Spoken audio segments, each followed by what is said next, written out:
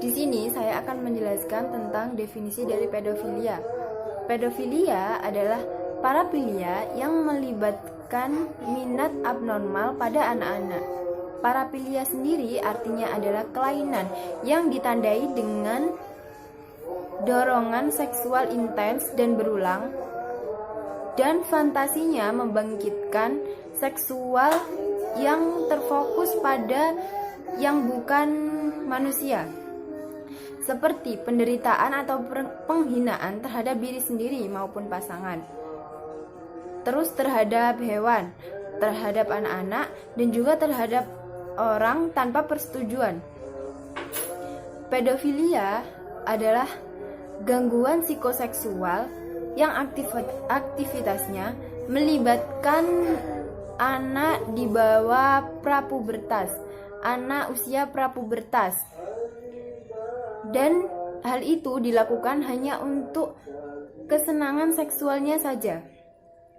Pedofilia adalah gangguan psikoseksual yang terkadang dilakukan dengan kekerasan ataupun kadang juga tidak.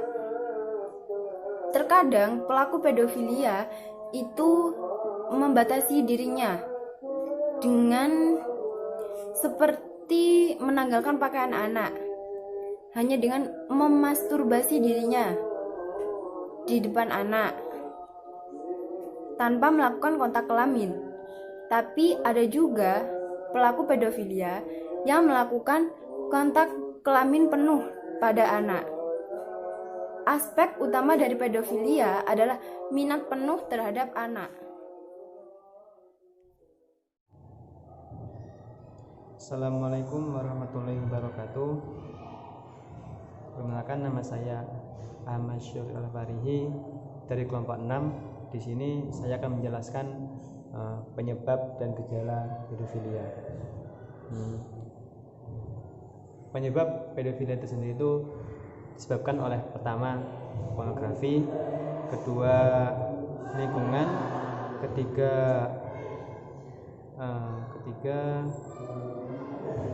trauma atau korban, dan yang keempat adalah faktor ekonomi. Saya akan yang pertama itu pornografi. Kenapa kok penyebab pedofilia itu pornografi? Karena pornografi adalah menyumbang banyak hal terhadap kekerasan seksual, termasuk pedofilia. Kenapa? Karena biasanya rata-rata pelaku pedofilia atau pelaku kekerasan seksual itu pernah mengalami atau menonton pornografi. Dalam satu teori biologinya atau teorinya itu, pornografi menyebabkan dopamin dalam otak itu berpengaruh dengan banyak, sehingga mengakibatkan fungsi PCX itu rusak. Semakin banyak dopamin keluar, maka akan semakin menghambat PFC yang ada di otak kita. PFC ini adalah fungsinya sebagai menimbang baik dan buruknya itu suatu tingkah laku manusia. Jadi ketika PFC itu punya manusia mati, maka manusia itu enggak jauh dari binatang. Makanya ketika pelaku itu sering melihat pornografi dan banyak PFC-nya rusak, maka dia itu di binatang, maka melakukan pedofilia atau seksual itu harus menjalik. Yang kedua adalah lingkungan. Kenapa lingkungan? Karena dari besar itu adalah lingkungan itu berpengaruh dalam perilaku manusia. Makanya ketika pelaku punya lingkungan yang buruk, seperti tetangganya itu ada yang pelaku pedofilia atau sering melakukan pedofilia, maka tidak menutup kemungkinan itu dia akan tertular, akan mengikutinya, atau keluarganya ada yang melakukan pedofilia, maka punya potensi untuk menjadi suatu pelaku pedofilia. Yang ketiga adalah trauma atau korban. Seperti kasusnya dalam makalah saya, yaitu Emon. Emon ini adalah suatu pelaku pedofilia yang mempunyai korban 100 anak lebih. ternyata dia juga itu pernah jadi korban, sehingga dapat saya simpulkan adalah korban punya potensi untuk menjadi satu pelaku. Korban pedofilia bisa jadi menjadi satu pelaku suatu saat nanti menjadi pedofilia. Yang terakhir adalah faktor ekonomi. Nah, di sini menurut saya bukan faktor ekonomi yang kaya atau miskin ya, tapi menurut saya adalah faktor ekonomi itu rendahnya atau minimnya pengetahuan tentang sex education. Nah, biasanya pelaku kekerasan seksual atau pedofilia ini minim sekali tentang sex education. Jadi inilah 4 faktor yang menyebabkan pedofilia. Ada lagi, itu pola asuh. Kenapa kok pola asuh? Biasanya ya kayak tadi, orang tua sering menganggap atau mencuekkan anaknya. Terus ketika anaknya itu punya masalah dengan seksualitasnya, adalah orang tuanya itu tidak cekatan, tidak tanggap, maka bisa jadi anak asuh nanti itu bisa jadi pelaku pedofilia karena kurangnya perhatian atau dan sebagainya.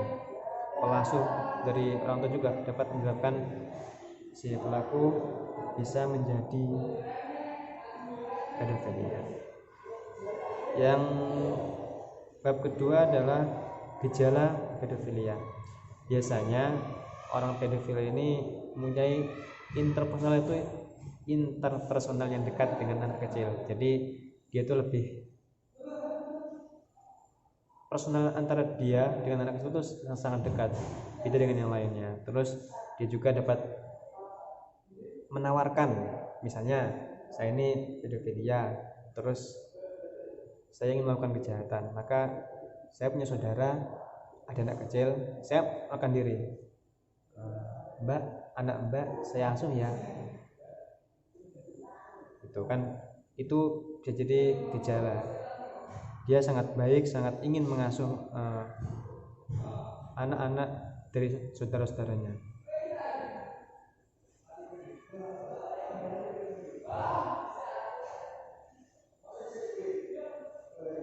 Mungkin itu saja yang dapat saya jelaskan. Jadi gejala pedofilia ini ada 2 teman-teman ya. Pertama itu rasa interpersonal antara dia dan anak-anak itu sangat dekat, sangat baik, sangat dapat dipercaya oleh anak-anak yang menjadi potensial sebagai korban. Yang kedua, dia juga sering menaruhkan diri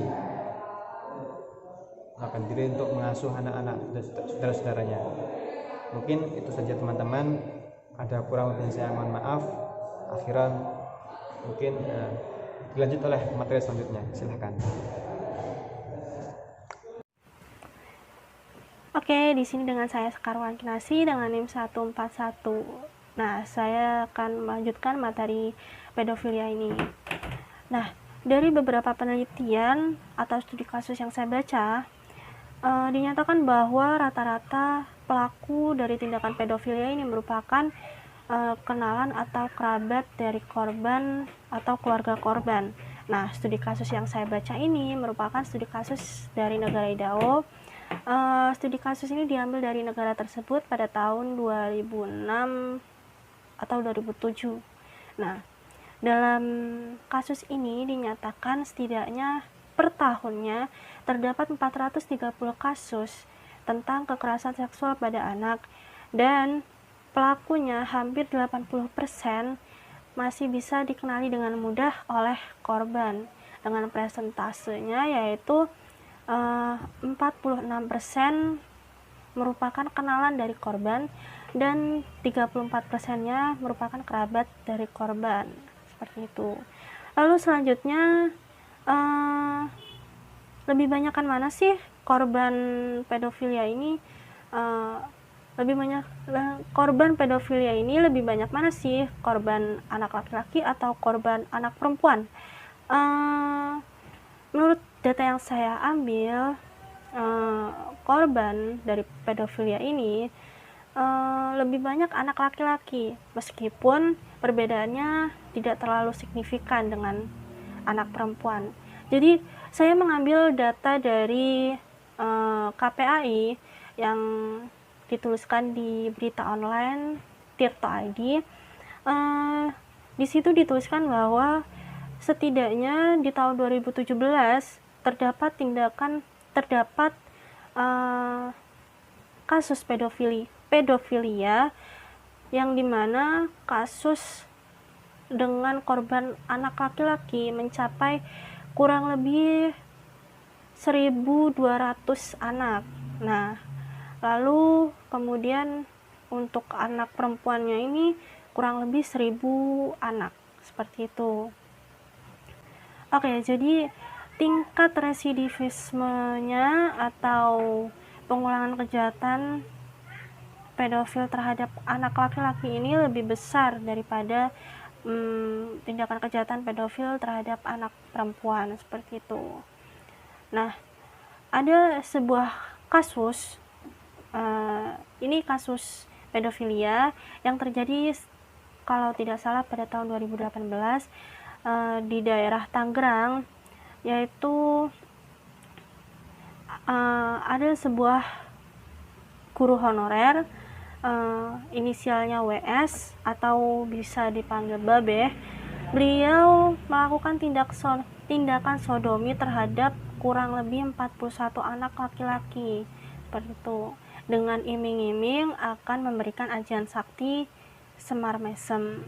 Nah, untuk faktor beliau melakukannya ini diceritakan pada kepolisian bahwa beliau tidak bisa menahan hasrat seksualnya terhadap anak-anak tersebut, karena beliau tidak bisa melampiaskannya kepada istrinya dikarenakan istrinya berada di luar negeri untuk bekerja, jadi beliau melampiaskannya pada anak-anak tersebut, seperti itu. Nah, lalu bagaimana sih untuk mengidentifikasi seseorang atau individu ini mengidap pedofilia? Nah, jadi jadi dalam buku DSM terdapat beberapa kriteria untuk mengidentifikasi pedofilia ini. Nah, yang pertama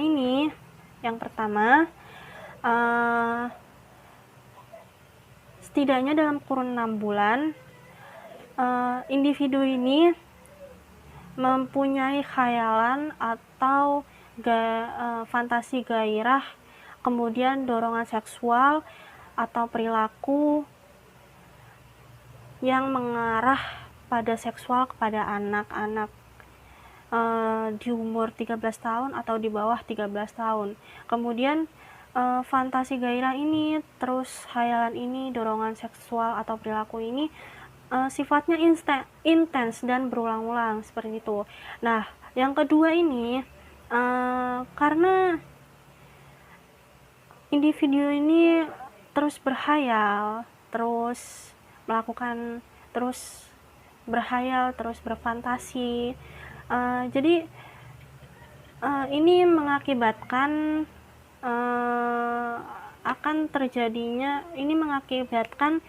individu tersebut kesulitan dalam interpersonal, mengalami tekanan juga saat berhadapan dengan orang lain. Nah, untuk yang ketiga, terakhir ini, yaitu individu ini setidaknya harus berusia 16 tahun atau 5 tahun lebih tua dari kriteria umur anak-anak korban pedofil, yaitu 13 tahun atau di bawah 13 tahun, seperti itu.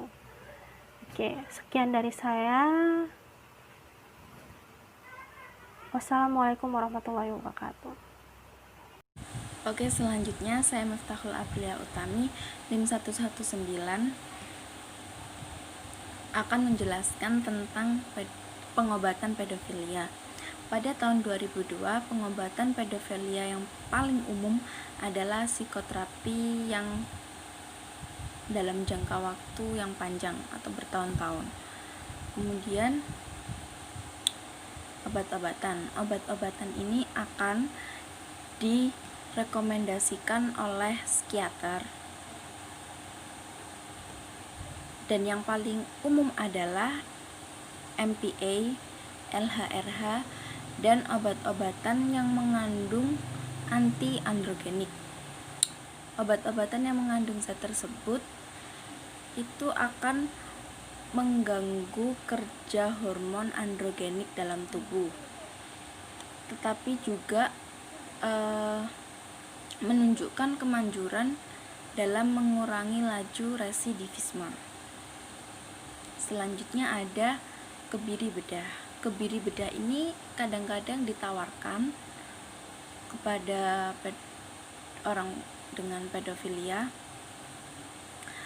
yang menjadi pelaku berulang atau yang mengaku bersalah atas pemerkosaan dengan kekerasan. Tetapi di Indonesia kurang umum kebiri bedah ini dilakukan. Selanjutnya ada pemenjaraan. Pemenjaraan ini akan terjadi jika banyak pedofil yang dituntut berdasarkan undang-undang pidana dan dijatuhi hukuman penjara.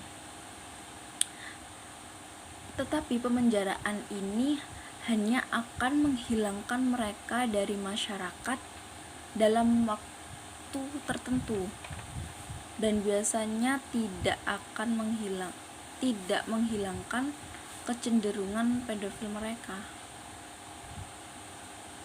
Oke, sekian. Selanjutnya adalah pencegahan. Di sini saya akan menjelaskan mengenai upaya yang dapat dilakukan untuk mencegah tindakan pedofilia. Pencegahan tindakan pedofilia dapat dilakukan dengan cara menjauhkan anak dari situasi yang dapat mendorong tindakan tersebut. Lalu, situasi yang seperti apakah yang dapat mendorong tindakan tersebut? Yang pertama, anak tidak diizinkan untuk berada dalam situasi di mana anak berhadapan satu-satu dengan orang dewasa kecuali orang tua mereka. Lalu, anak juga tidak dibiarkan berada di tempat umum sendirian tanpa pengawasan dari orang tua. Jadi, orang tua harus selalu mengawasi anak-anak mereka. Selanjutnya, pencegahan juga dapat dilakukan dengan cara mendidik dan memberikan pemahaman pada anak agar mereka tidak sembarangan berbicara dengan orang dewasa. Orang tua juga mengajarkan pada anak agar mereka selalu berhati-hati terhadap orang dewasa di sekitarnya, karena tindakan pedofilia ini tidak hanya dapat dilakukan oleh orang asing saja, tetapi juga dapat dilakukan oleh orang-orang terdekat mereka, misalnya keluarga. Lalu, anak juga diajarkan agar mereka tidak sembarangan menolong orang dewasa yang meminta tolong, karena banyak sekali tindakan kejahatan yang menggunakan modus minta tolong. Orang tua juga harus mengajari anak agar anak berteriak dan juga meminta tolong jika dia merasa dalam situasi yang berbahaya. Nah, tindakan-tindakan tersebut dapat dilakukan agar anak dapat terhindar dari tindakan pedofilia. Baik, di sini saya akan menjelaskan tentang studi kasus, yaitu terjadi pada Emon. Beliau adalah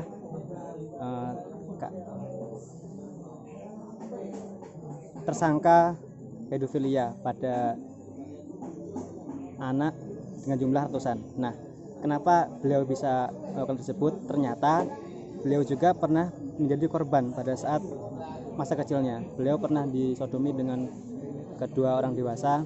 Nah, dari situ beliau melampiaskan nafsunya terhadap anak kecil. Nah, maka dari itu berdasarkan teori memang benar, ternyata korban bisa menjadi pelaku. Mungkin itu saja dari saya. Terima kasih. Akhiran, assalamualaikum.